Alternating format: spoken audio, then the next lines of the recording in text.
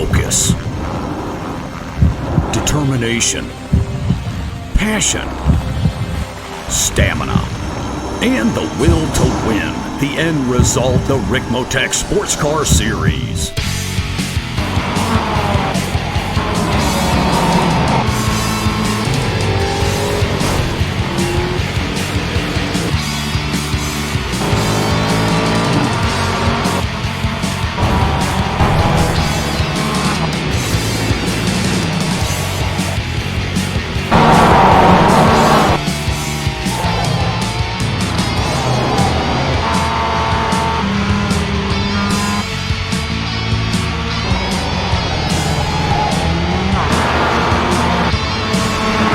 Motorsports brings you the Ricmotech Sports Car Series, brought to you by Ricmotech, high-performance sim racing equipment, and by Proforma, Elite Texas Graphics, live Mondays, 8:30 p.m. Eastern.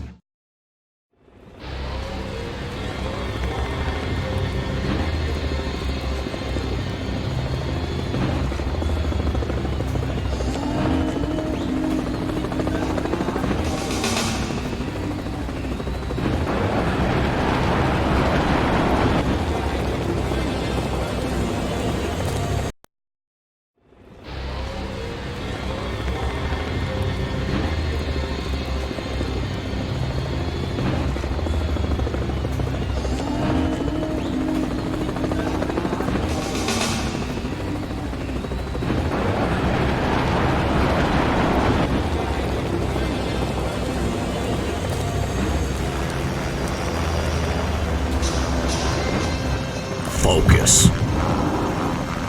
determination, passion, stamina, and the will to win. The end result, the Ricmotech Sports Car Series.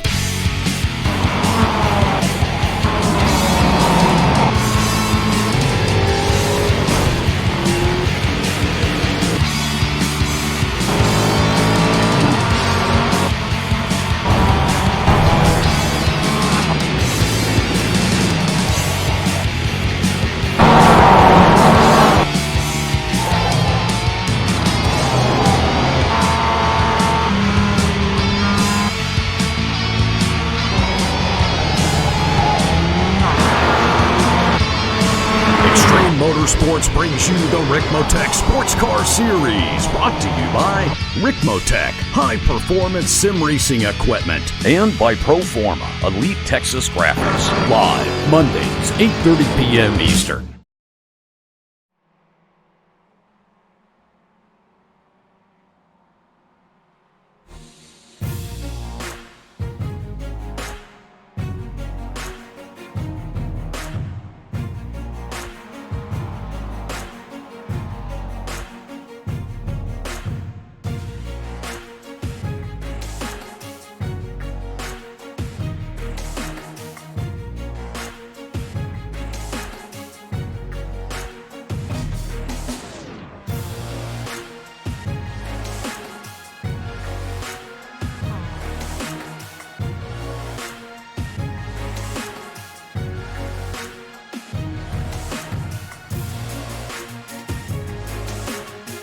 Good evening everyone, welcome to Apex Racing TV and welcome to the Belle Street Circuit here in Detroit, United States for round 5 of season 14 of the Extreme Motorsports Ricmotech Sports Car Series presented by Proforma Texas Elite Graphics. Well, welcome everybody to one of the few street races that we've got on the schedule this season, and if it's anything like what we saw last week in Daytona where the finish was just settled by 1/1000th of a second, I think we're going to be in for another classic. Adam Bath and Tyler Maxson with you in the commentary box for this one, filling in for Johnny Simone this week, who is off on his holidays, and we'll be getting to know everybody in the field over the course of the next hour or so when the race gets underway. But before we get into the Proforma Texas Elite Graphics qualifying, let's have a look at the track guide to find out what it takes to get around this circuit here in Detroit. Sadly, we're not going to be able to look at that this week because I wasn't provided one from the series. So we'll try to get you a quick track guide here. Let's see, can we get an onboard here with Travis Swanky of Ashbury Motorsports? Yes, we can. So Adam, take us around for a lap. Oh, there you go. That's the voice of Tyler Baxton. I'll speak to you, Tyler, in a minute. But yeah, here we go. Into the first corner here at Belle.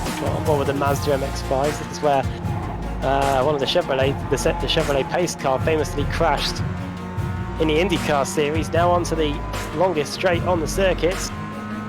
Getting up through the gears. Coming up to one of the main overtaking points on the circuit here. 90-degree right-hander.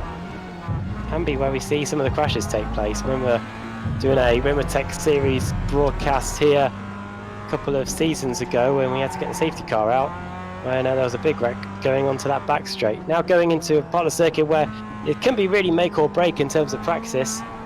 Travis Schwenke here we're riding on board with, taking a lot of that inside curve. Of course, this is still the practice session. We're going to be getting set to qualifying session, I should say, so he is going to be trying to get a lap in here. Not too long for it to go, in fact, as we go through the sweeping straight under the Corvette bridge and now into the fountain section.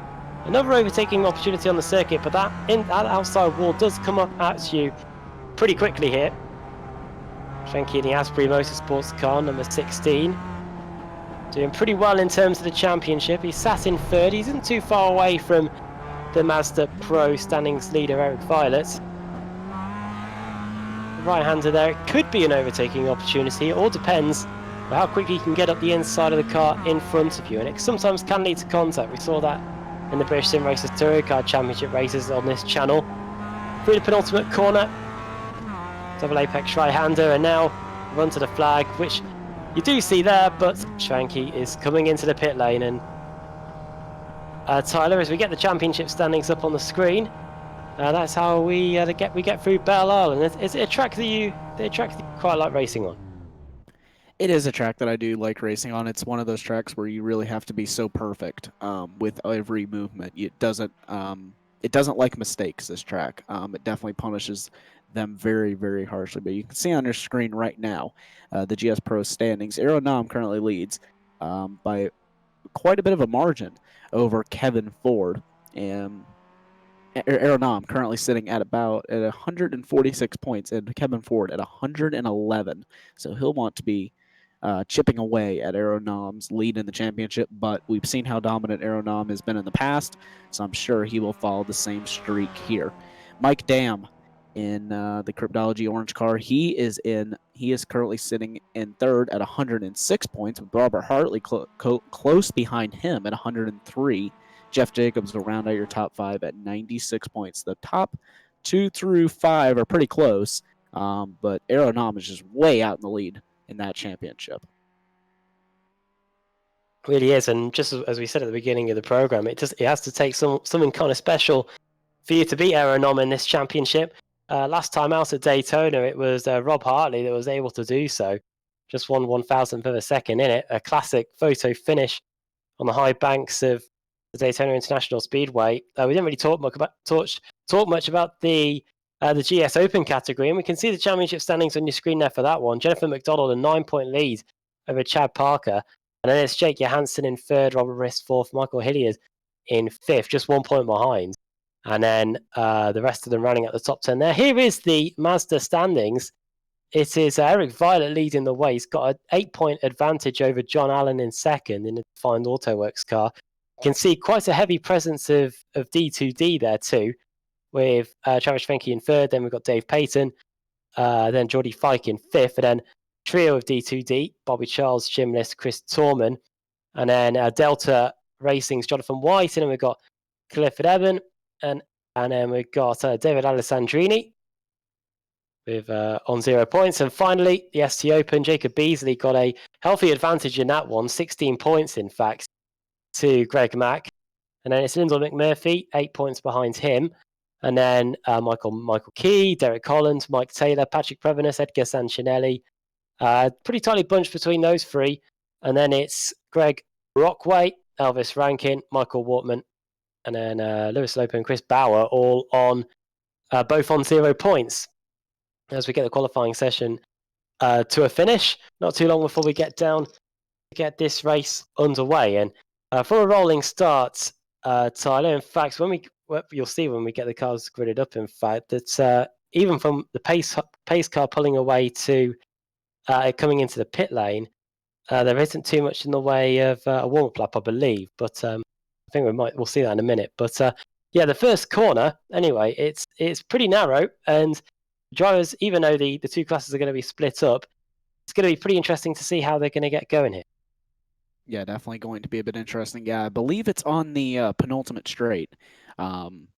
Whenever you come out of the penultimate corner, it'll be right there is when the pace car grid's there. So not a whole lot of time for the GS cars to get away from the MX-5s before we go green flag racing. But Jonathan White takes the pole in ST as the grid is just now ready. So we'll go ahead and run through the grid order. Robert Hartley starts on the pole by just 6/100ths over Aeronaut. Mike Dam in third and Kevin Ford in fourth. Tyler Shiflett will round out your top five. Brandon Whitworth sixth. Steve Daniel in seventh. Leon Wright in eighth. Raymond Bader Jr. in ninth. Chad Parker in 10th. And Jake Johansson. That will be your GS field. And actually, I'm sorry, Robert Brist. He had a torrid qualifying all the way down to 20th in the middle of the MX-5 field. He is actually going to round out your GS field. But Jonathan White will take the pole in the ST field. DJ Alessandrini will start alongside him. Travis Swanky and Jim List, that's your second row. Eric Violet and Linda McMurphy. Elvis Rankin and Greg Mack. There's Robert Brist all the way down to 20th place. John Allen and Jacob Beasley, David Peyton and Chris Thorman, Jordy Fike and Derek Holland, Mike Taylor and Edgar Santinelli. As we just finish off the grid here, Patrick Previs and Greg Blockway, Michael Key and the race marshal. That is your grid of cars here tonight. As we watch here and see the cars gridded up.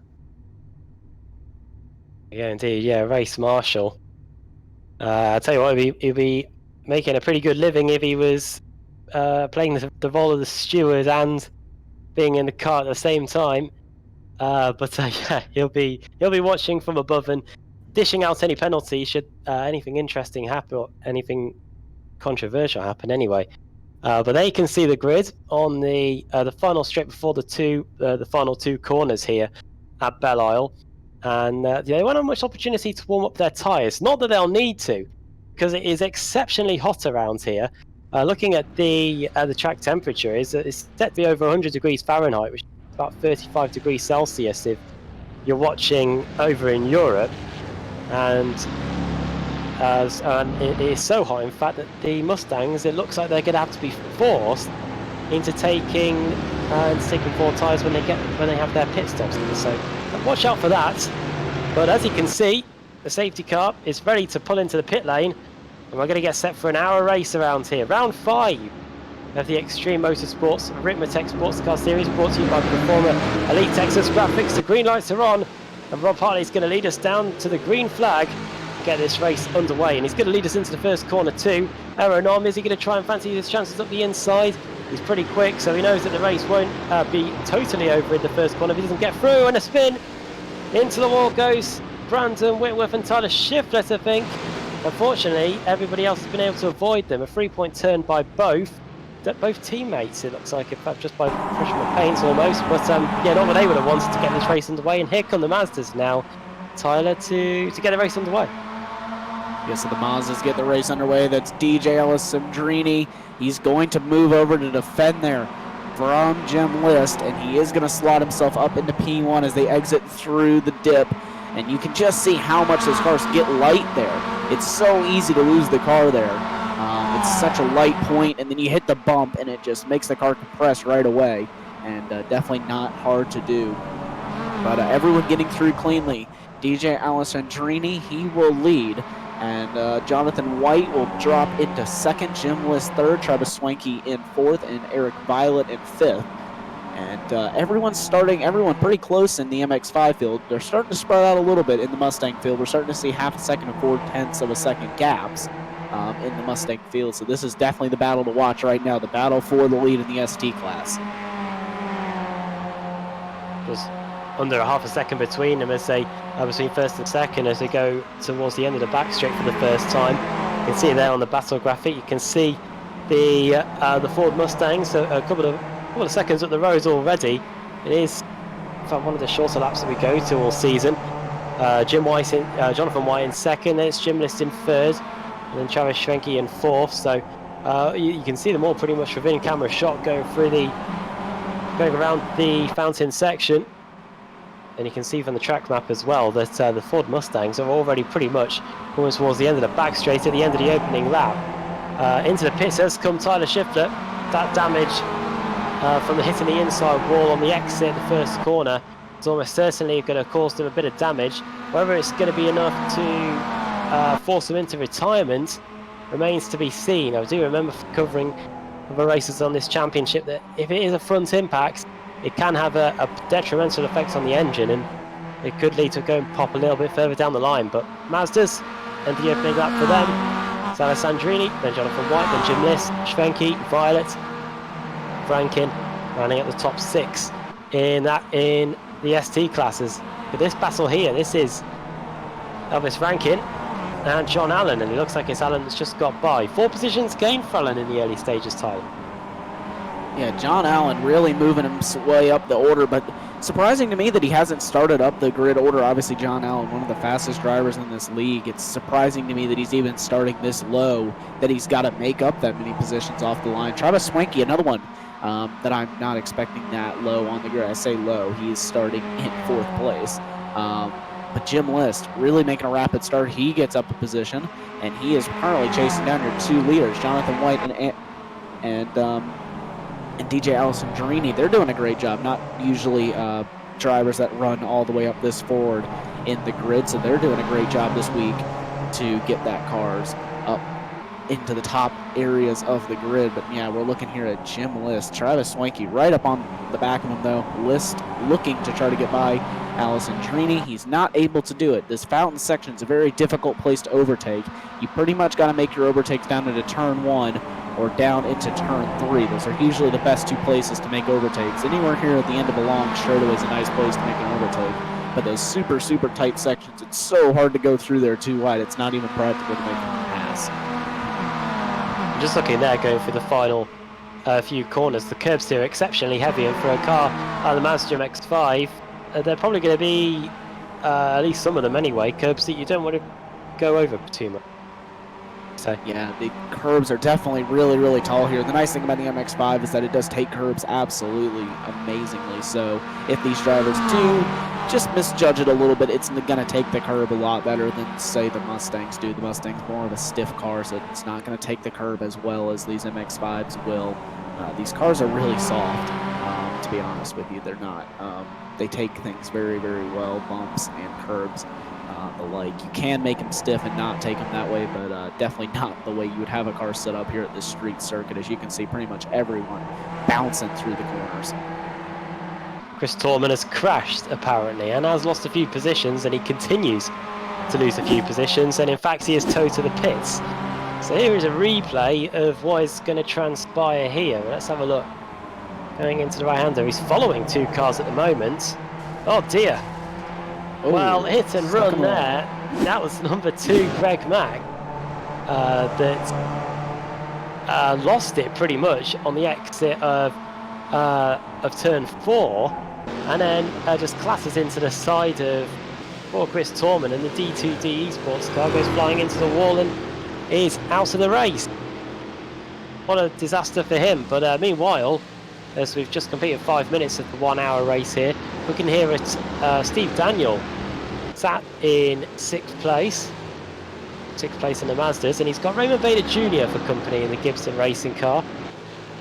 And one thing that's going to be interesting to see around Belle Isle circuit today, Tyler, is how much a tow can be beneficial. Obviously the straights really aren't, the straights here aren't long enough for the Ford Mustangs to really have an impact for that. Yeah, definitely not too draft heavy this circuit is. It's one of those circuits where even if there is a little bit of a draft that you can gain down the 2 straightaways, being fast through the corners is just going to outweigh that. Whereas last week in Daytona, that was strictly the opposite. At Daytona, the draft meant absolutely everything, and you could make a mistake going through the infield and still be able to just suck right up to the drivers behind you. But crucially here, Robert Hartley doing an amazing job. He's currently stretched out a 3.5-second lead over Aero Knob. So Aero Knob may be struggling in these conditions that we're seeing here. We're seeing 100 degrees Fahrenheit plus track temperature, so really difficult for these drivers to navigate their way around this circuit. I know how this circuit can get whenever it gets really, really hot. It becomes very, very slick circuit, very, very difficult to drive. So definitely not an easy feat for these drivers to be handling.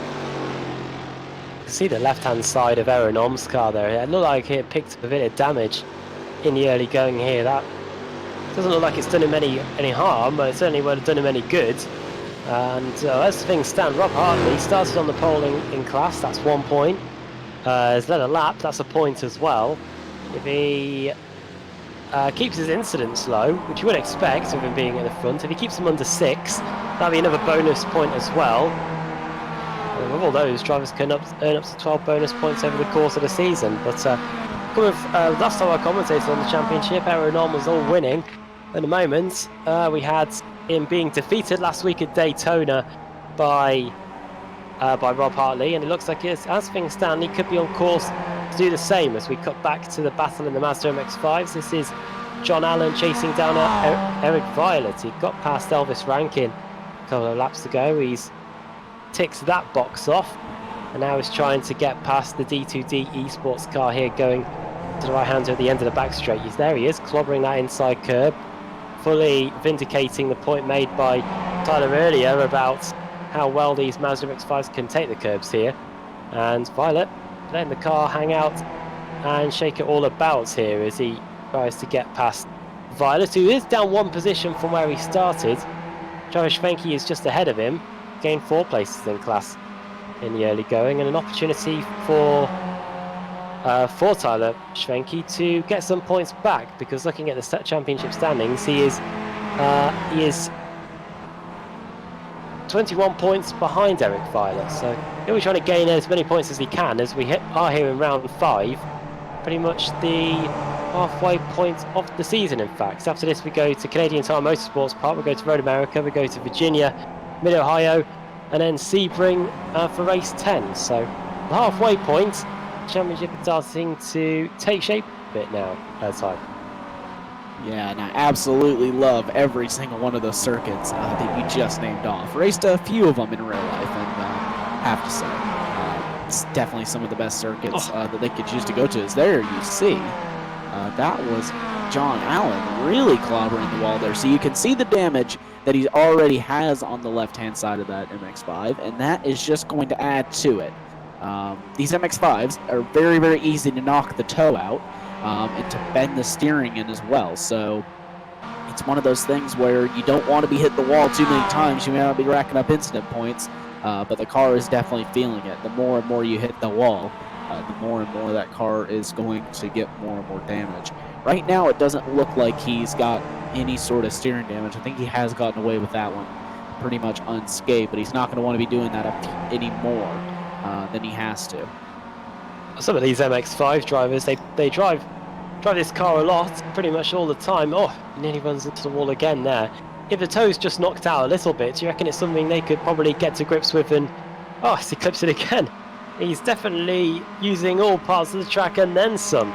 Is John Allen here? But yeah, just quickly, if the toe gets knocked out a little bit, is it something that the drivers will be able to learn their way around and carry on regardless? It's something that you can definitely carry on around, but the toe being knocked out really does affect the handling of the car. It will completely make the car do something different than it usually does. So it's not something that these drivers want to do. Yes, it is something you can drive around, but it is nowhere near ideal.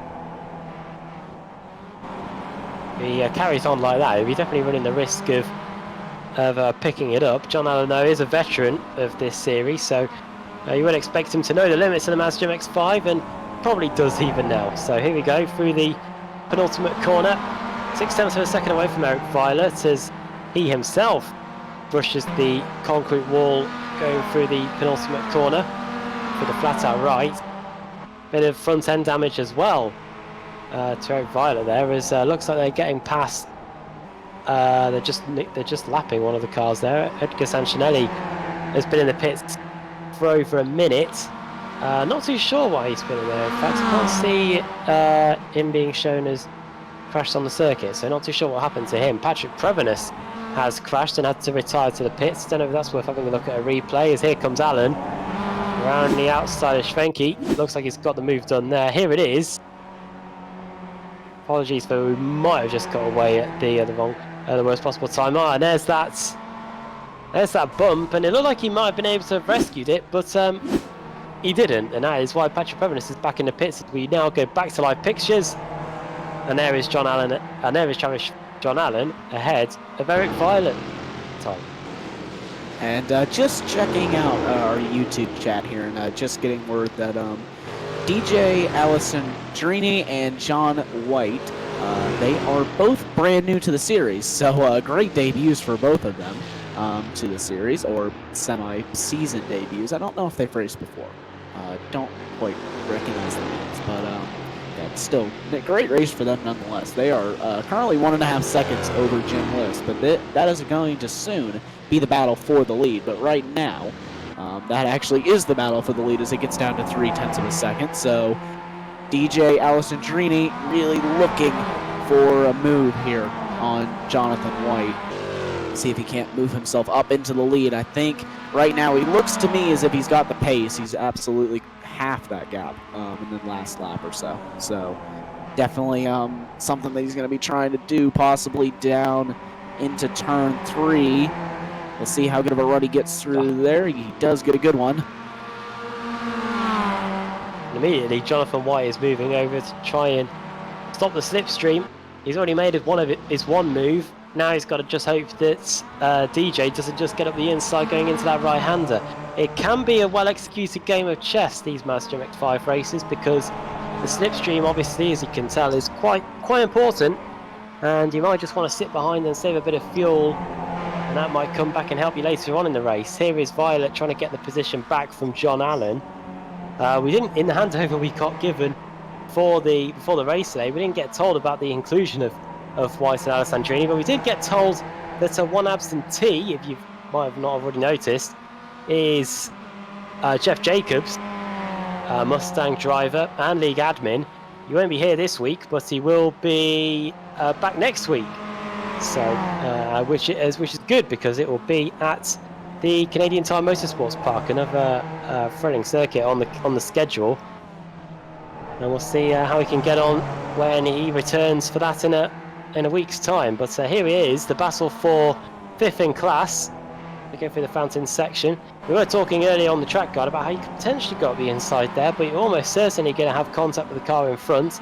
Something that is frowned upon in this series. You definitely get a penalty if you ended up taking them out. So before on the VSRTC and it not go at all well, as we switch back to the fight between Chad Parker and Jake Johansson. Half a second between these two, and as things stand, Tyler, it is the closest battle in the Ford Mustang class right now. Yeah, it is definitely the closest battle in the Ford Mustang class. Everyone in that class is really spreading out. And just again, Robert Hartley now almost 6 seconds, over Aero Knob. So either Aero Knob's having some sort of an issue, or Robert Hartley is just on another level today. That is impressive. We're only 15 minutes into the race, and he's already almost got 6 seconds on Aero Knob. Well, Aero Knob is the regular in our interview room, so it might be worth putting that question to him after the race if the gap stays as it is. I have known Aero Knob to completely eradicate gaps during the race.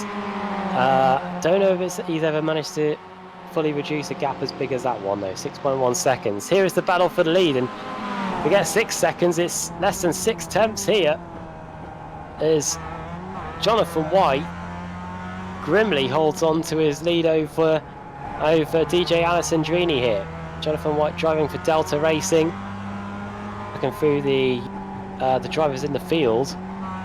So many of them here. John Allen looks like he might have got past Robert Brist. The Ford Mustang is dropping down the order.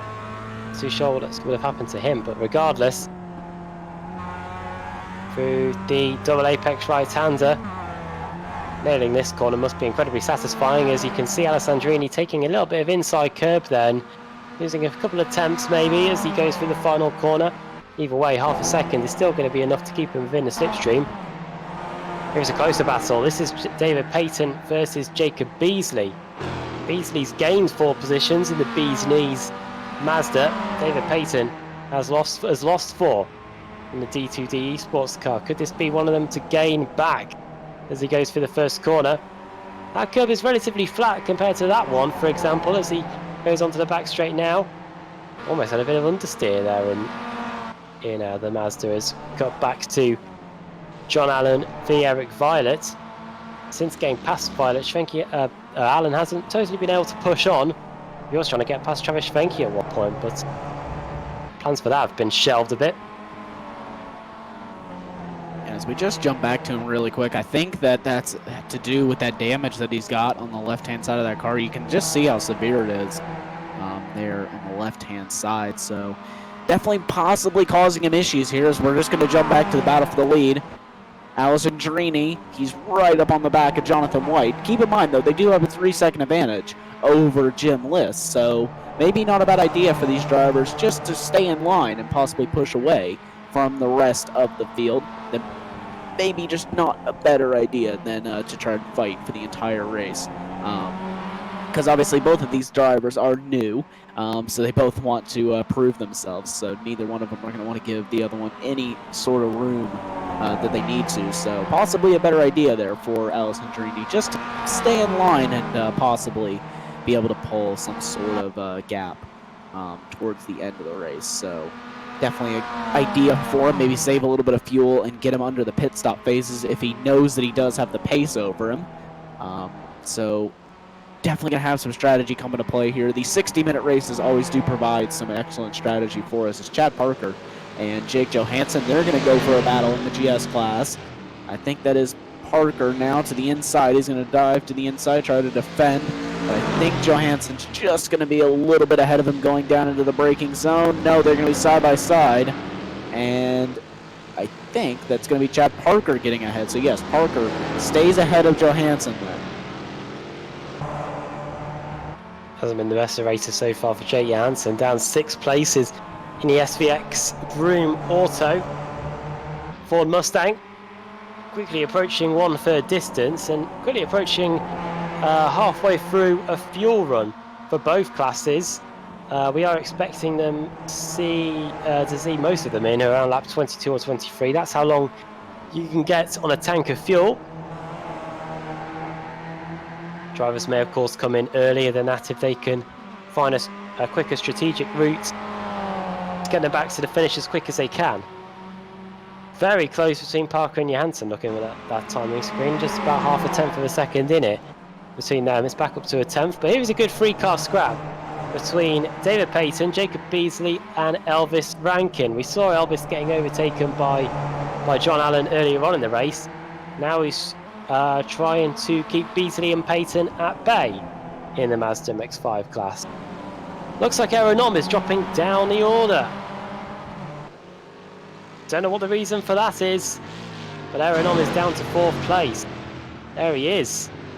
Mike Dam and Kevin Ford are in front. And I wonder what has happened to cause this development here for Aeronom. Obviously, there's nothing big because he hasn't shown up as having crashed on the timing screen. This might explain it. Clips the outside wall going in. Oh dear. Well, that is Greg Brockway, I believe. Car 87. Sorry, no, it's Edgar Sancinelli. Car 57, in fact. So, Aeronom comes around the corner.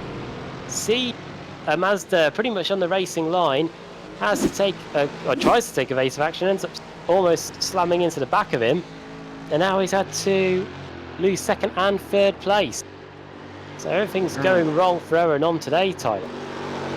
Yeah, and in addition to that, he did hit the back of that MX-5, and you can see the extensive damage there to the left-hand side. I wouldn't be surprised. Yes, he's got some steering damage to that Ford Mustang. So Aeronom with steering damage to the Ford Mustang. So that is not what he needs here today. As I think Eric Violet, just peeking in behind John Allen there, but Jacob Beasley now down the inside of Elvis Rankin. Beasley is going to try to hold the outside. Rankin, it is going to make that move stick, and so is David Peyton. So David Peyton is going to make it, going to just follow Elvis Rankin through, and Jacob Beasley is going to lose 2 spots there in one corner.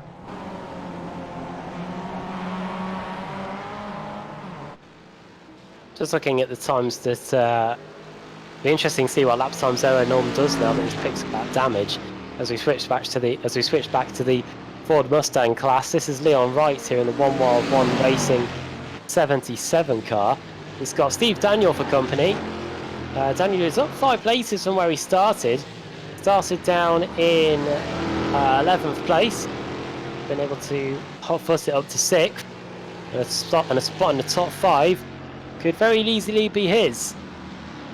Could stay within reach and then potentially gain a place in the pit stops, which we mentioned at the beginning of the show could be interesting because it is so hot here, over 100 degrees Fahrenheit, around 100 degrees Fahrenheit, which is near between 30 and 40 degrees Celsius. Into the pits here comes Aero Nom. Looks like that damage has taken its toll. The question is though, Tyler, how long is he going to be in the pits for? I guess we're going to find out in a moment. Yeah, that's just what I'm trying to see here is he in to park it, or is he just going to try and get the damage fixed? Keep in mind, this is an early pit stop for the Mustangs, only being that it is 21 minutes into the race. So this is not a scheduled pit stop for Aero Nom. He will have to stop again in that case. According to the notes for this time, the drivers in the GS class are supposed to only stop one time at about 35 to 36 minutes, so he will have to stop again unless he's got over 2 minutes of damage, which I don't think is the case. He's been in the pits, for 22 seconds. Usually, the earliest we ever see Ford Mustangs coming is around about a minute's time, so maybe on the following lap. But Aero Nom is back out onto the circuit, 16.5 seconds stop.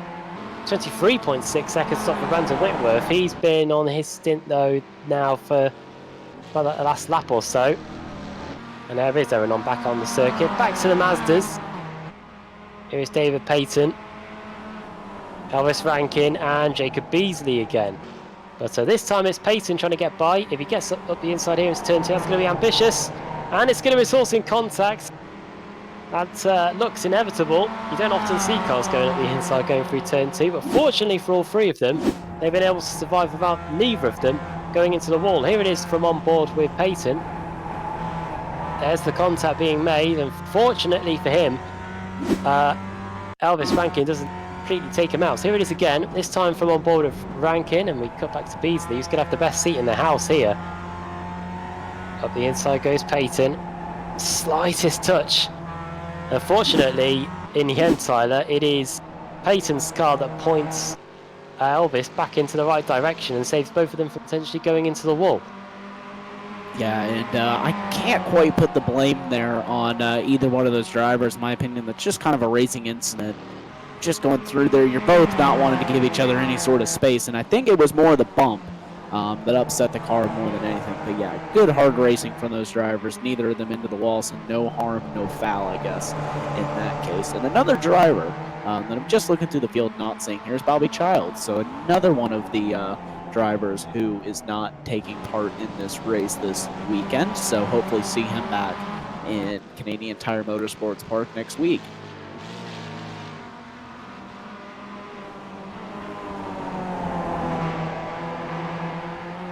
Approaching the half-hour mark then here in round 5 of the Extreme Motorsports Ricmotech Sports Car Series, presented to you by former Elite Texas Graphics. Into the pits come 2 Mazdas, Dave Peyton and Elvis Rankin, 2 cars that we saw in that battle. I hope that isn't damage for both of them that's having to cause them to do this, but it does seem coincidental that both of them come into the pits at exactly the same time. So they are both taking tyres.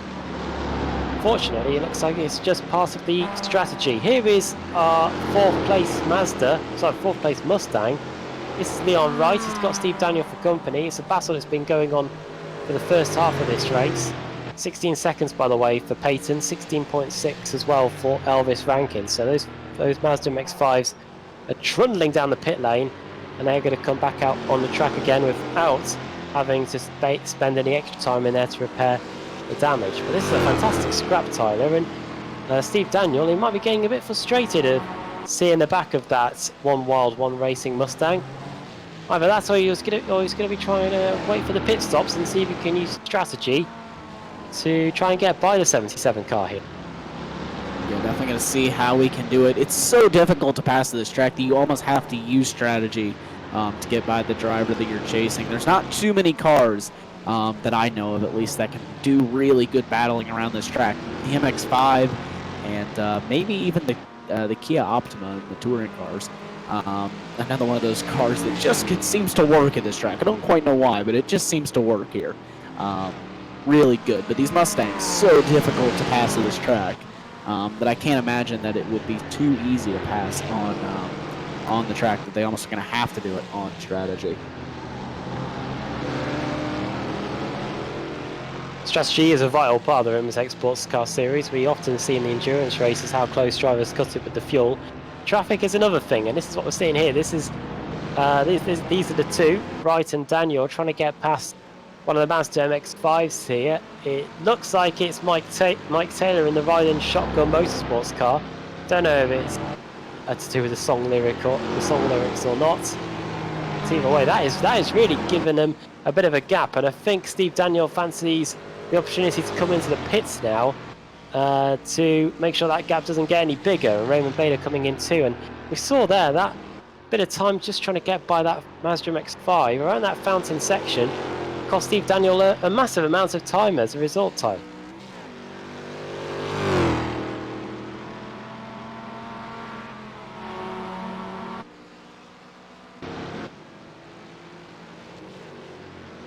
Back here with Kevin Ford. This is our second place man now after the issue for Aero Nom. Got Mike Dam 7/10 second away. And the series admin and driver as well in the Ricmotech Motorsports car. That is a really good looking livery, I must say, to be fair. It's a time of the season where the new soccer kits are coming out for the new EPL season. And I have to say, that livery on the Kevin Ford car is looking pretty good indeed as he goes around the fountain, onto the Continental Bridge and into the right-hander here. Having his Continental tyres are able to keep him in this runners-up spot for now and until the pit stops, as we are 30 seconds away from ticking over into the second half of the race. Here is the battle for the lead though. Alessandrini and Jonathan White have been dominating the battle, the front two positions in the Mazda MX-5 class, and Tyler, since the start of the race, the gap really hasn't extended over pretty much a second. They've been right with each other right from the get-go. Yeah, they've been pretty much inseparable from the time the green flag dropped. But they got 6 seconds over Jim List, so they are doing a great job of really extending that gap here. Jim List is one of the best drivers in the MX-5 car in this league, and to be able to pull 7 seconds on it is pretty impressive.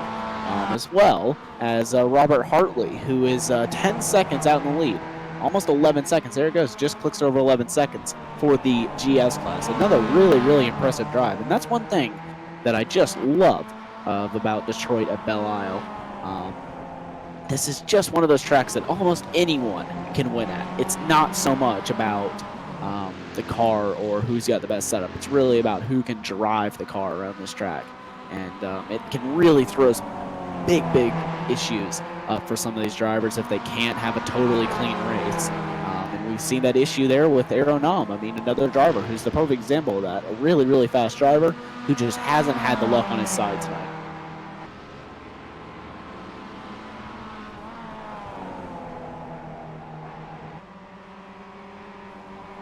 One minutes completed. Travis Schwenke into the pits. Eric Weiler in two.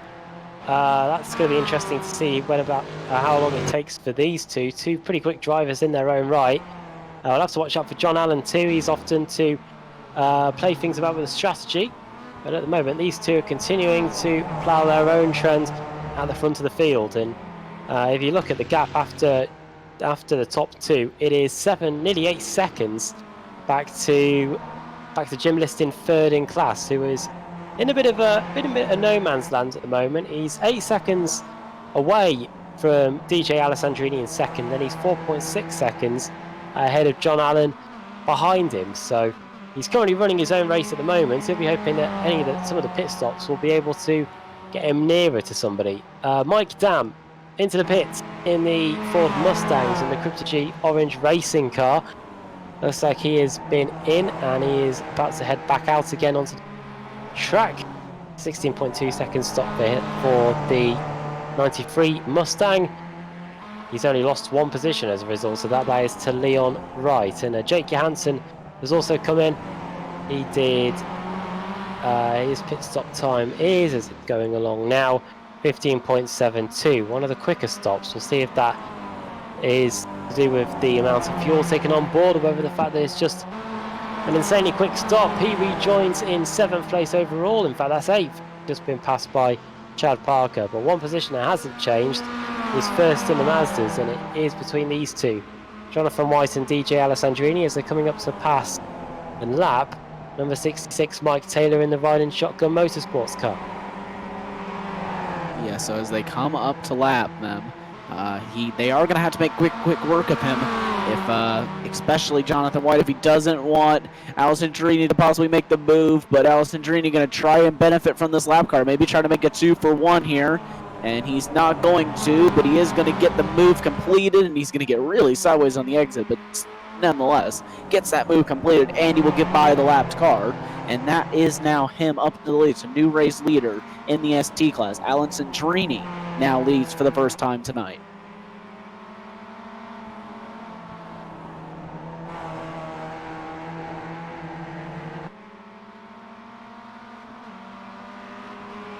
Robert Hartley, Kevin Ford, and Leon Wright, all three in the pit stop here, and all three of them back out onto the circuit now. So Robert Hartley, though, I think that he has taken all 4 tires, and Kevin Ford has just taken 2, because that gap's now been cut down to only 3 seconds. It did say in the notes that some of the drivers will be taking just 2 tires tonight, so definitely something to keep an eye on. Is, will that really give Robert Hartley the pace over Kevin Ford, or is that just going to neutralize coming into the race? Is something to keep an eye on, certainly there. But Alessandrini starting to pull away here from Jonathan White. He is clipping the barriers a little bit more than he has been. You can see the damage there to the left front of that Mazda, and but he's starting to pull away. 0.6 of a second gap now over Jonathan White, so he's doing a great job to extend his lead in this race, and everything's pretty much calming down all the way through the field and in both classes. Everyone's just cycling back through in their pit stops, but currently almost 9 seconds now over Jim List in the D2D Esports car. So these two really doing a great job tonight. They have the benefit of being in a draft together and being in a group of 2, where Jim List just hasn't had really anyone to help him out here tonight, as John Allen as well. He is down in 4th place. I'm wondering if these drivers have done any pit stops yet, so I'll try to pull up the pit stop number there for you. John Allen has not stopped, Jim List has not stopped, and Alessandrini. So the top 4 have not stopped yet. The first person who has stopped is Travis Swanky. So Travis Swanky is currently the first person who has stopped in the class of the STs. So see where he cycles out, and if that is going to play into his advantage. This is pretty much right at the top of the pit stop window, according to the notes that we got, and Jordy Fike dives into the pit lane. But that's pretty much the top of the pit window for these drivers, is about the 35-minute mark.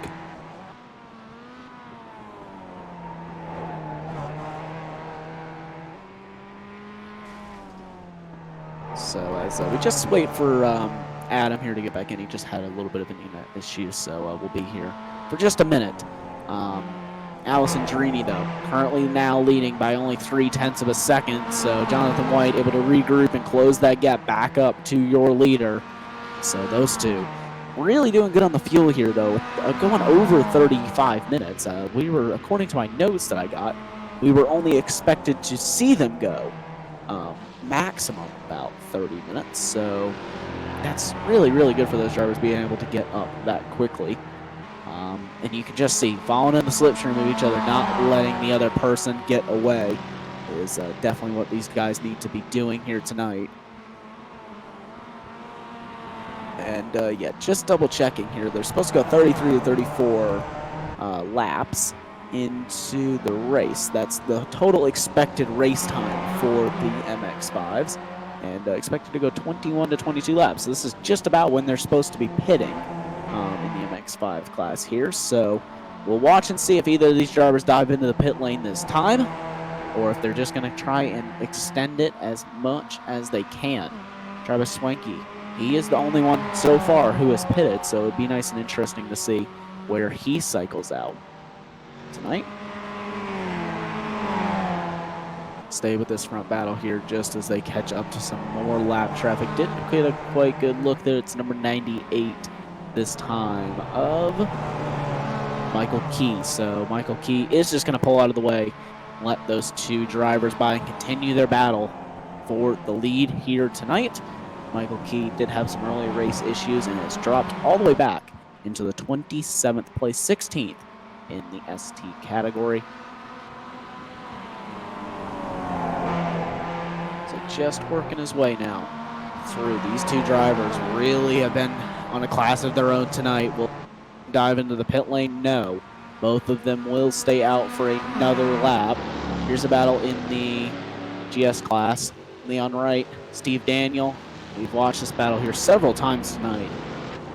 Steve Daniel doing a great job to stay out ahead of Leon Wright. He's continuing to defend that battle. But this is the battle, the best battle right now on the racetrack. We have DJ Alessandrini and Jonathan White. This is the battle for the lead in your ST class. I think that White's just starting to get a little bit impatient there behind Alessandrini. I think he may look for a move soon. He's looking left and right everywhere around the circuit. And List and Allen both come into the pit lane this time, as well as Johansson. So they'll jump into the pit lane. And Travis Swanky is going to jump into third. Eric Violet into fourth. And Jim List and John Allen are going to cycle out in sixth and fifth. So we'll see how that affects the two drivers of Alessandrini and Jonathan White, if they are going to fall into that same issue where the gap's been closed way down by Travis Swanky in the Asbury Racing car. So if he can pull off that strategy and somehow get into the lead, it'd be a great strategy from Schwenke. As there you can see Jonathan White down the inside through the fountain section, but Alessandrini easy to hold around the outside and get that move done. We'll see if White's able to cross him over. Let's ride on board with him now. He's not able to do so, so he's just going to slot into second place. And as we just work our way now through the 40-minute mark here in the Extreme Motorsports Ricmotech Sports Car Series, we're going to quickly jump over to a quick commercial break. We'll be right back in just a couple minutes.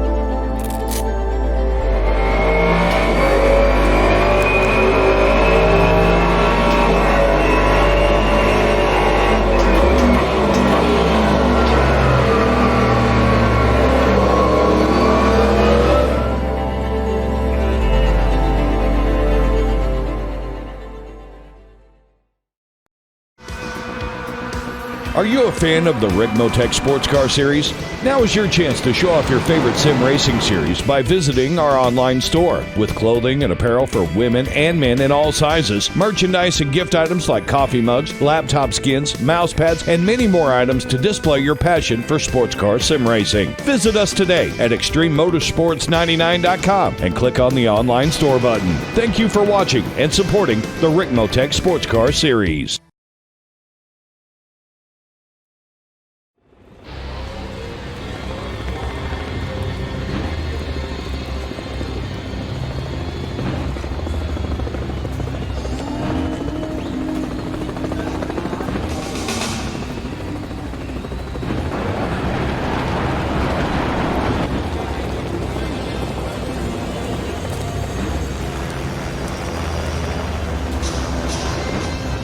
Focus,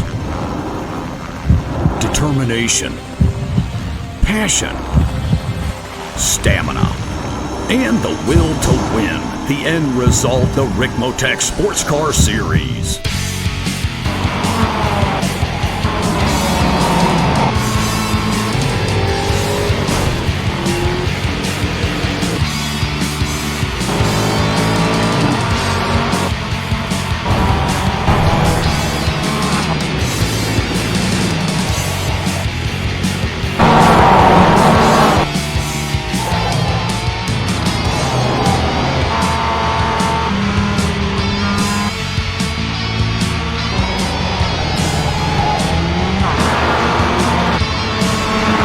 Motorsports brings you the Ricmotech Sports Car Series, brought to you by Ricmotech, high-performance sim racing equipment, and by Proforma, Elite Texas Graphics. live Mondays, 8:30 p.m. Eastern.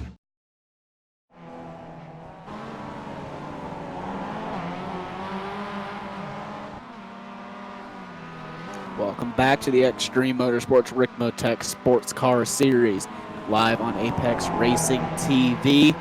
And we're just working our way now through 43 minutes into this race, 25 laps completed. We're just working our way now into the last 15 minutes of this race. Jim List now jumps into the pit lane, but your two leaders now also jumping in as well. So your two leaders into the pit lane. Let's see how good of a stop they are able to get. Let's see how they cycle out in comparison here to Travis Swanky. That's what I'm interested in right now, is where Travis Swanky is going to come out. So you can see him there in the track map. He is highlighted with the orange circle around him. So let's see where he can come out. Let's actually ride on board with him here. And let's see how he gets through this last bit of the lap. Let's see if he's able to move himself up into the lead of the race. Just watching the pit lane time. Allison Drini is going to cycle out. Jonathan White also is going to cycle out, but Jonathan White, crucially, is 3 seconds now behind Allison Drini. So Allison Drini with a great stop there, and Travis Swanky and Eric Violet here. So that is the battle for third spot, and the last spot on the podium. I think that's all either of those drivers are going to be able to get here tonight, as those two in the lead have just checked out. And that is Eric Violet to the outside. And I think he's just going to be able to get the move done. Travis Swanky has to go up over the curb, but he is able to get a good run off the corner. It's a good run off of 3 for Swanky, down into 4. Swanky is going to be able to get the move done. Violet tries to over-under him, isn't able to make that work. Kevin Ford, though, haven't given him much credit here in the Ford Mustang class. Have we given the Ford Mustang class much attention tonight? It's been one of the more spread out classes that we've had tonight. Kevin Ford, though, really good, doing a really good job in the second place. He's able to hold off Mike Dam in third in the Cryptology Orange car. So Kevin Ford doing a great job. He is currently second in the championship. That's definitely going to help out his championship contentions, considering Aaron Nam is all the way back in fourth place. So not somewhere we're used to seeing Aaron Nam. He's usually one of the drivers up front in this field, so he's had some issues tonight, and definitely be hoping to bounce back strong, I'm sure. Here's a battle on the racetrack, though. Eric Violet, Travis Swanky. This is the battle for P3 in the ST class. Swanky really pushing that car as he winds his way through the really fast right-handers here at Detroit Belle Isle. It's one of the more difficult circuits on iRacing. It's got just so much bumps and so many tall and tight, fast corners. This is such a difficult track to get. It's pretty much got one of everything that you could possibly think of that's challenging for drivers out on the racetrack. But Travis Swanky really having to defend here from Violet. Eric Violet is going to choose the outside. Will he be able to get the move done? I think he's going to be able to possibly. But Travis Swanky is going to have the inside now for the next corner. He's not going to be able to. Eric Violet off, but he's into the wall. Oh, that's steering damage for him for sure. Violet with steering damage, and that is going to give that to Travis Swanky. Let's quickly get a replay of that one. Let's ride on board here with Eric Violet. So he was on the outside. He really had to go in deep to be able to get that move done. And he's just going to dive it in and just understeer straight over into the wall, and that is some major steering damage for him. Not what he needs. If he's trying to challenge Travis Swanky, you can see he's all over the place, and that's just going to let John Allen by, and that is going to drop the D2D Esports driver way back. So that is not what he needs tonight. Travis Swanky, I guess, almost locking in P3. He was luckily not involved in that incident, really close to it.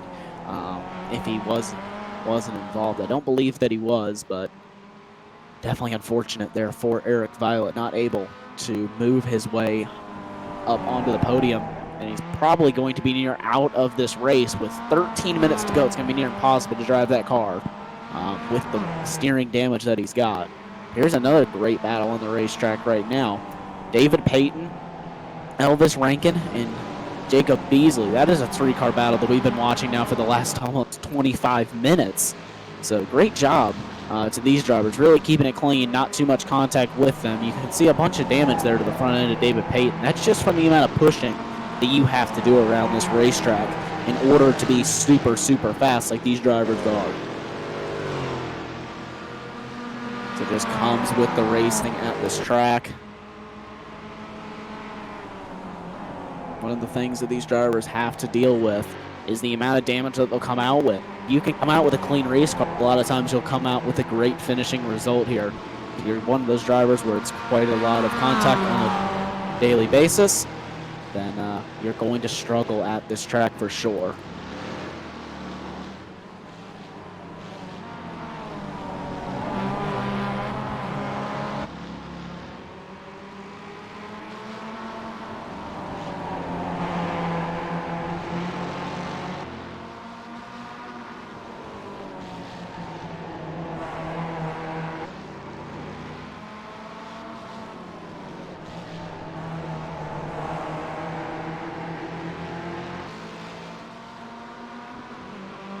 So we're still watching this battle here. And that is going to be Peyton going around the outside of Beasley, or trying it at least. And I think he's going to be able to get that move done on Jacob Beasley. He is. Beasley able to get that move done on Peyton there, and that's ranking into the wall. Is that contact, though? Was that heavy enough contact for some steering damage? It's one of those big, big topics here, as if I can get my mouse going there. Jacob Beasley down the inside of David Peyton. He is going to be able to hold on to the 8th place position. Beasley up into 7th. Peyton down to 8th. They have 2 Mustangs behind them, keep in mind, so they do have that to deal with here in just a second. As you can see, someone way up over the curb. That is Eric Violet. He's still struggling to get around this track and get back to the pit lane. So unfortunate for him. Heavy, heavy contact.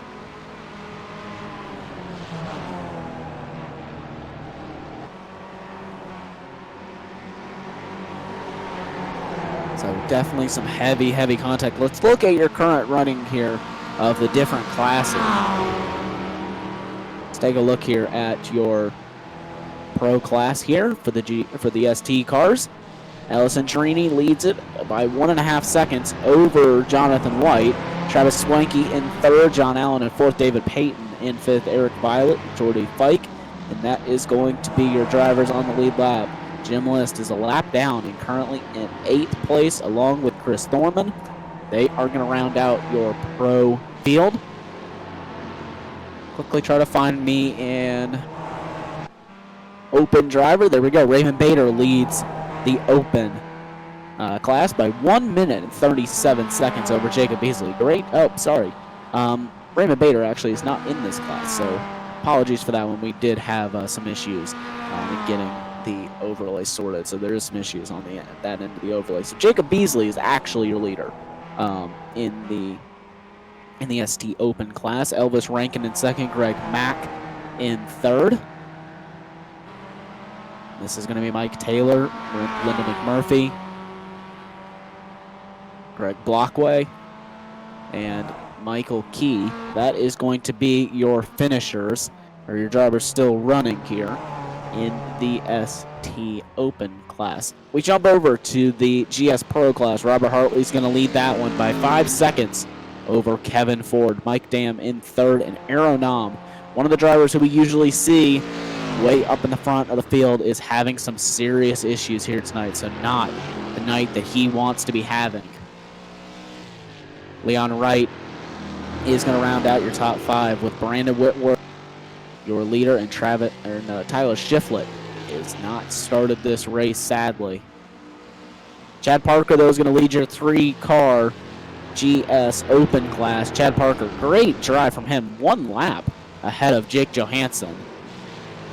And Robert Breest, that is going to round out your field here tonight in the GS Open class. So really sad to see how small that GS Open class is. It's usually an absolutely awesome class to race with. So we jump back here to your overall standings.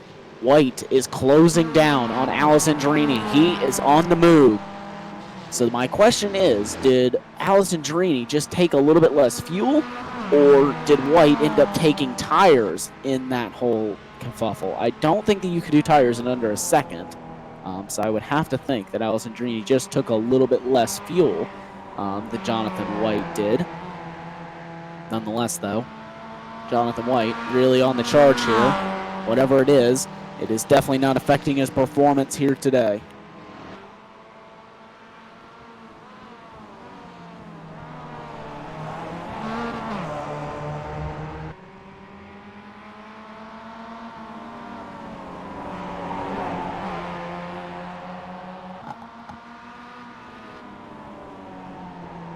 So we'll just continue to watch this battle here. Just give you some no commentary laps. Give some no commentary time here just to hear the sounds of these MX-5s around the street circuit here in Detroit at Belle Isle.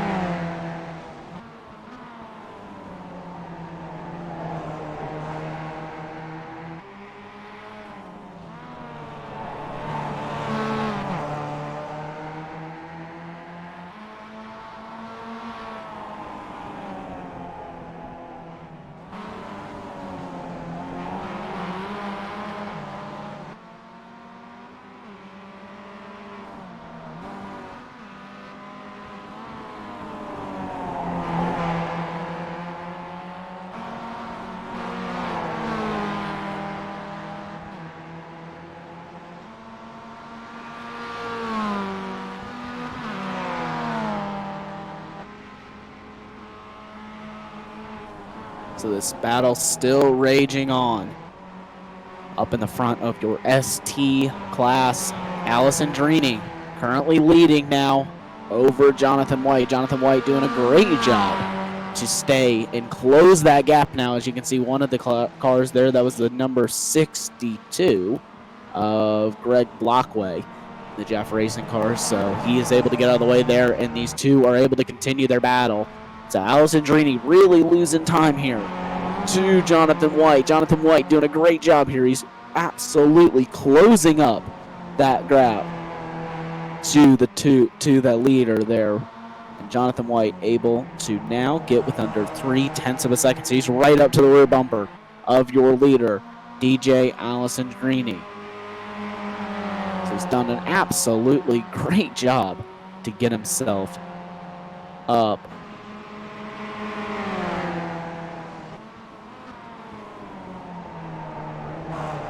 Alessandrini, great job leading the race here tonight. Jonathan White closed that gap up these last few laps, and you can see he's forcing Alessandrini into mistakes. Alessandrini's starting to make more mistakes here tonight. So not the night that Alessandrini wanted to end it off with.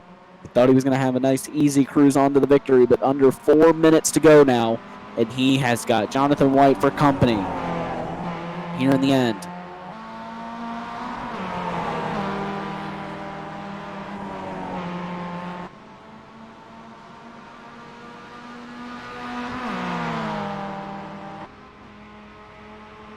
Kevin Ford, Mike Dam. Mike Dam closing up to the back now of Kevin Ford. So that's another battle to keep an eye on out here right now. But Jonathan White, 0.2 of a second now. He's all over the back of J. Alessandrini. Alessandrini's going to go to the side. Jonathan White goes even farther. So now it's a battle into turn 3. Jonathan White, he's going to get the move done, and I think he's going to complete it there, unless Alessandrini can do something about it on the exit. Alessandrini down the inside into 4. He is going to be able to get down the inside, but now John White's going to have the inside for turn 5. And Alessandrini forces him over the curbing, and that is just going to allow him to get up ahead. So Alessandrini leads now over Jonathan White. White now back down into second.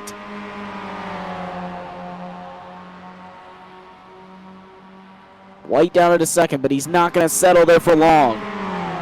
Alessandrini really forced him up on the curbing. I'm sure that he's not going to be too happy about that one. But he's definitely pushing on now.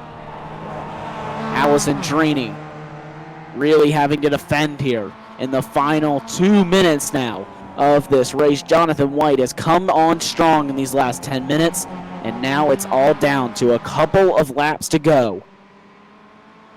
Kevin Ford in second place in the GS class. He's had a great night, but he's got Mike Dam for company. We know how quick Mike Dam is. Mike Dam really putting the pressure then on Kevin Ford.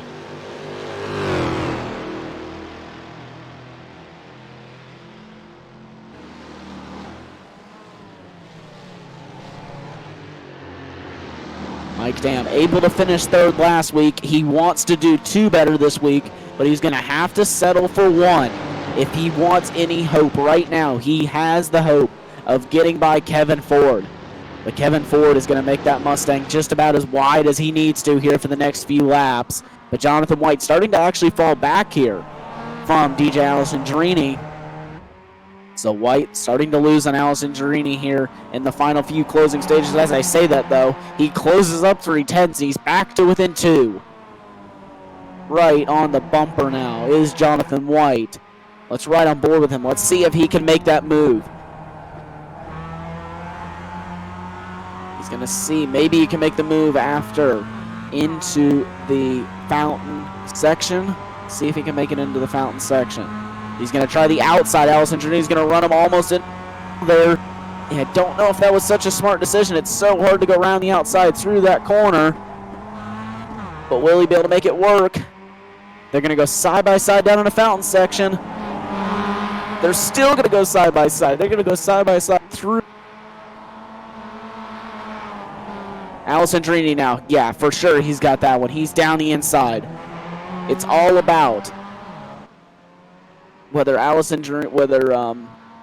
White can get the run off the corner. He's not able to do so.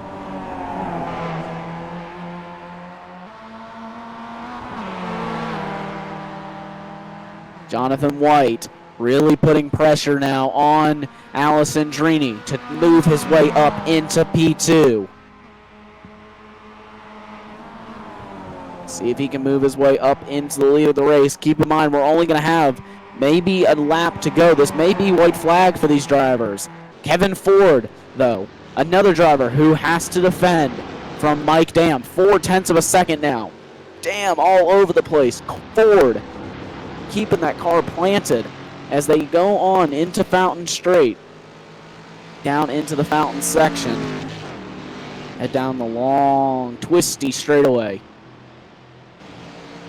The straight that is not so straight here at Detroit Belle Isle. Mike Dam I don't think he's going to have anything here for Kevin Ford.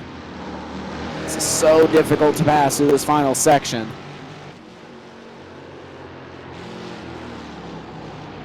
Very, very difficult to pass. That was pretty much the last opportunity here on the racetrack.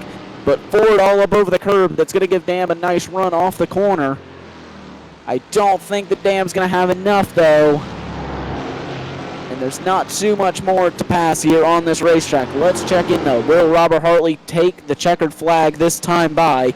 And he will. So race winner in your GS Pro class, Robert Hartley, wins in Detroit. Kevin Ford's going to come home in second with Mike Dam in third. Great job from those two, but let's jump back to your MX5 battle.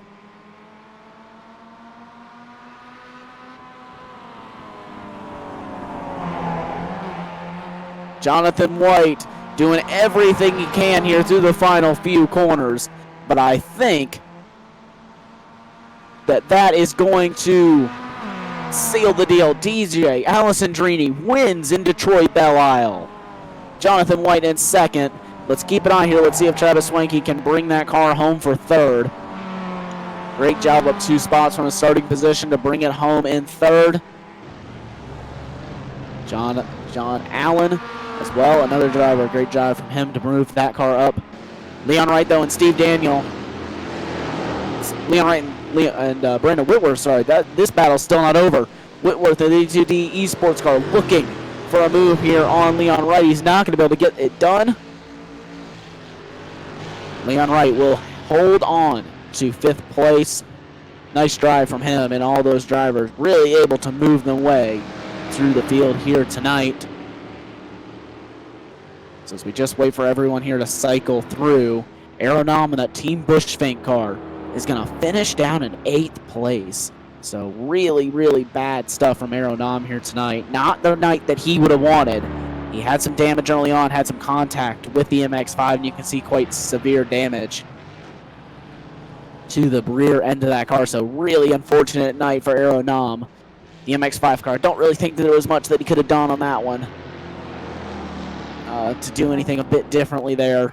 But as we just wait on everyone now to cycle their way through, we're waiting on just a few more drivers. Greg Mack is going to round his way through the final few corners. Robert Breest as well. Robert Breest really not having a good night in that Ford Mustang. And several drivers just not finishing here tonight. But we get the results up on your screen now. And it is Robert Hartley who will win in the Mad Racing 2 car. Kevin Ford will come home in second. Mike Dam in third. Steve Daniel, a nice 4th place finish. Leon Wright will round out your top 5.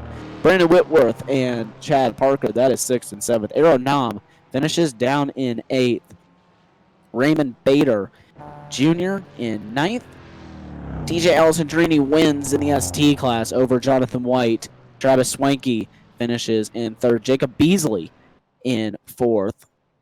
David Peyton in 5th. Elvis Rankin in 6th. Jake Johansson finishes down in 16th and 10th place in the GS class.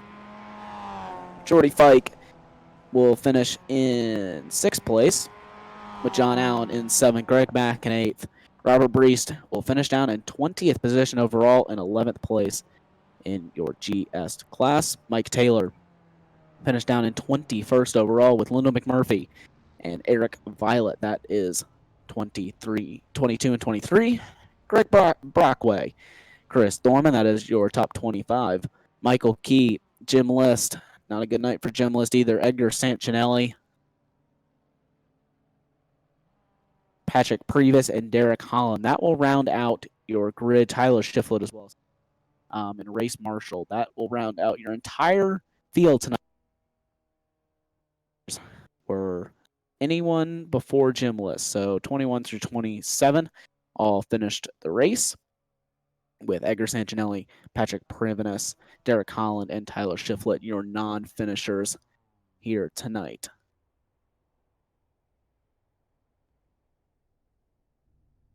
So we're just going to look here and see if we have some drivers in our interview room.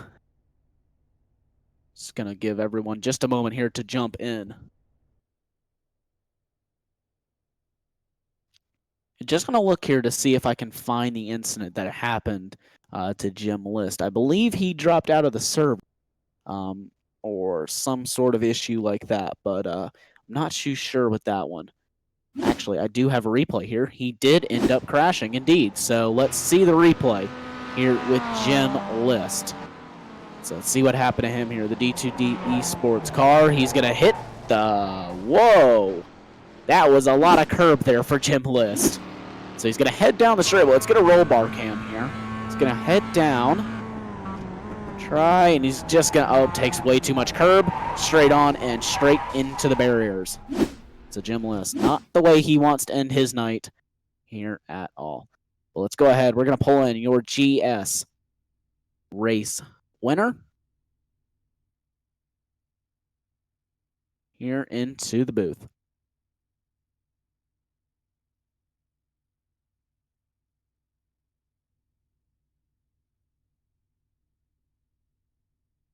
So Robert Hartley, welcome to the commentary booth.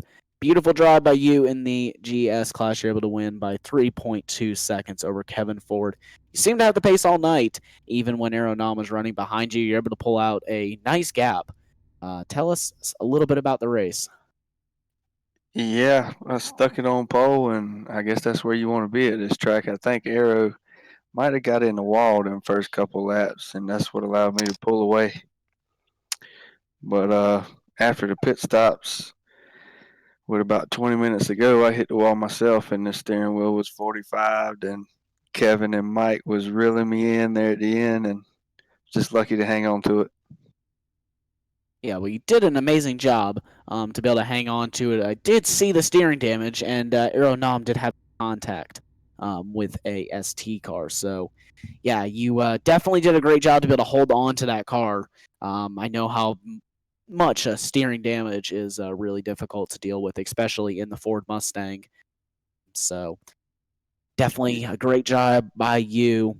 You were able to pull out a nice gap there at the end, 3.2 seconds, and also able to help out Championship a little bit, being able to close in on Aeronom. So good night overall for you, I'm guessing. Yeah, I needed that one. Got max points for this race, so hopefully close that gap to Aeronom. Yeah, great drive by you. Is there anyone you would like to thank? Yeah, I'd like to thank Apex for putting on the broadcast, and Frank from Ricmotech, one of our sponsors, and TD's Tree Service, and the admins that make all this happen. Well, there you go. Robert Hartley, race winner in the GS class. And Adam, I take it that you are now back in the booth. So who do you fancy pulling in next? Well, they couldn't have picked 20 minutes, the worst 20 minutes for the internet to go down. Well, so we get, we spoke to Rob Hartley already. We could potentially get him in for a quick word. We just spoke to Rob Hartley. We haven't spoke to Jonathan White. Or Allison. Kevin Ford. Yeah, we can get one of those guys in. All right, so let's pull in your other race winner, DJ Allison Racing, Drini. it's like the battle's just a couple laps. DJ Allison Drini, welcome to the commentary booth. Hey, what's up? Great drive by you. Just able to hold on to it there in the end. You had a good battle with Jonathan White there for just a few laps. Yeah, that was pretty awesome.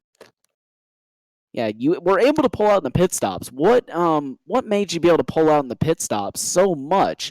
Because we saw you came out of the pit stops with, I think, a 1.5 or 2.5 second gap. Anytime I botched a quali lap, I would just practice where to brake, and I figured it was just after the yellow stuff started on the left. I kind of jumped into this race last second, so I didn't have any kind of fuel strategy or anything. So really, I think I got kind of lucky. I was just kind of like, well, it seems like it's 0.2 a lap, so 10 laps probably to go. I guess I'll just do 2 gallons. Well, great job by you. Good job guessing there in the end. You had a nice battle with Jonathan White there for a few laps. You just seem to have the edge over him. No matter where he went, you always seem to be able to put your car in a little bit better position. Do you think that was down to setup or just down to being able to drive the track conditions a bit better? John was definitely faster than me tonight. So I knew if he got in front of me, I was just going to watch him drive away from me, especially after damaging the car on like lap 31. So I was going to have aero damage. So if he ever got in front of me at any point, I was just going to watch him drive away from me. So I kind of had to fight him out of necessity. Well, still, amazing job by you. You're really nice tonight, and hopefully we'll see you back in the championship a little bit more. You obviously had a nice points night tonight. So is there anyone you'd like to thank? I'll thank my dad for helping me get the race car to place, and I'll thank my fiance for putting up with all of this. Well, you heard it here first from your race winner in the ST class, DJ Allison. Did a great job from you, and hopefully see you back here soon. All right, thanks, guys. And now we got a few more drivers in the waiting room for us. We can pull in either Jonathan White or Kevin Ford. Which one do you prefer to pull in? We'll leave Kevin till the end. I think we'll go with Jonathan White now, I think, next. All right, so let's pull in Hey, Jonathan White here. hello. Welcome to the commentary booth. Great job on second place in Second place. the ST class. Obviously not what you wanted. Obviously No. spot up, as I can hear from your frustration. But yeah, still a nice drive from you. You obviously had the pace there in the race. What was the deciding factor, do you think? When I went into the pits, I saw DJ leaving just a hair before me, and what I accidentally did was I hit the button to stop fueling, but I didn't realize that it stopped like a millisecond before I hit the button. So then I started refueling again, and then I did that twice on accident. So he got a massive lead on me after that. So I worked like hell to catch back up to him. But by the time I got up to him and started trying to pass, it was too late in the race. So yeah, definitely really unfortunate. I know how big of an issue that can be, especially if you just can't get it perfectly right. Yeah. Definitely frustrating for you to be able to be so close and then have to close that gap back up. Do you think if you didn't have those issues that you would have had a little bit more to fight him with, or do you think that you gave it everything that you had? Do you mean if I didn't have that issue with the pits, I would have had Yes, him? if you didn't have the pit stop issue. I think, I mean, there was a massive gap between me and him after that whole pit disaster, and I caught back up to him after that. So, I mean, despite me having help with traffic, I think in the end I would have had him just by a bit. Yeah, definitely unfortunate. It's always something in racing, but we're able to pull out still a second place here tonight. You did defeat some absolutely stout drivers such as Jim List, Eric Violet, some very, very fast drivers. Yeah, it's a bit of a polarizing track, I think. Yeah, and so are we going to see you back in the series again, or is this just a one-off gig? Oh yeah, I'm quitting after that loss, definitely. No, of course not. I'll still be around. All right. Well, awesome drive from you. Is there anyone you would like to thank here tonight? Again, the group I was racing with, Travis Schwenk, John DeAllen, Jordy Fike, and also Frank Rico and Kevin C. Ford for hosting this whole series. It's been a blast. It's been a blast. Sorry. Yeah, it's been amazing. Thank you. Well, thank you, Jonathan. We hope to see you back in the commentary booth here soon. See you again next time. Thanks. See you guys. All right. And now that leaves Kevin Ford. So we'll quickly pull Kevin in here. Kevin, great job finishing second. You had a pretty close battle there in the end, but you're just able to stay out ahead. But you didn't just quite have enough for Robert Hartley. Is there anything that you think that you could have done better in this race, or do you think you gave it everything you had? Oh, I think we laid it all out there. We spent quite a bit of time working on the setup on Wednesday, got it finalized, came into practice yesterday for a bit, had some great laps yesterday, was feeling really strong, was running right up there at the top, just a little bit off Robert. And but he's just so consistent and just an amazing driver. What a talent. Yeah, I laid it out there. It was everything I had. Took 2 tires on the pit stop. Wished I'd have had 4 there in those last couple laps because Mike was able to get up to me there, but I was able to hold him off. I was a little bit quicker out of a couple of the corners there at the end of the lap, which helped me hold him off there at the finish. But an outstanding race. The discipline here is incredible. It takes just an enormous amount of situation awareness and being on your game. You're just surrounded by concrete around this place.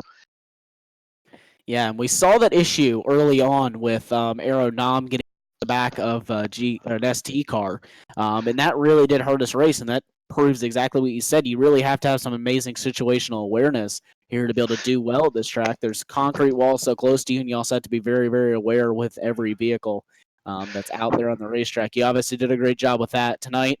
Didn't have any major incidents that cost you too much time. We're still able to come home in second, so great drive from you. Like you said, you gave it absolutely everything that you had, and that's all that you can do. But yeah, you did a great job tonight. Able to close in a little bit. Yeah, thank you so much, Tyler. And you were able to close in just a bit on Aero Nom tonight as far as point standings go. So is that giving you a little bit of confidence moving into the next race at Canadian Tire?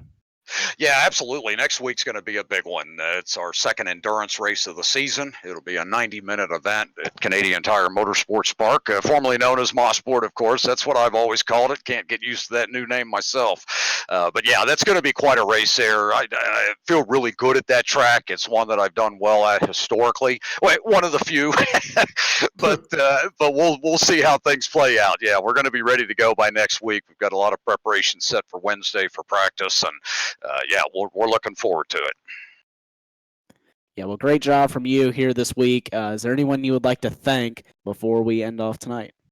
Absolutely. First off, I want to thank Frank Rico at Ricmotech. We couldn't do any of this without him. His sponsorship has just been invaluable to us, and great relationship with Frank there.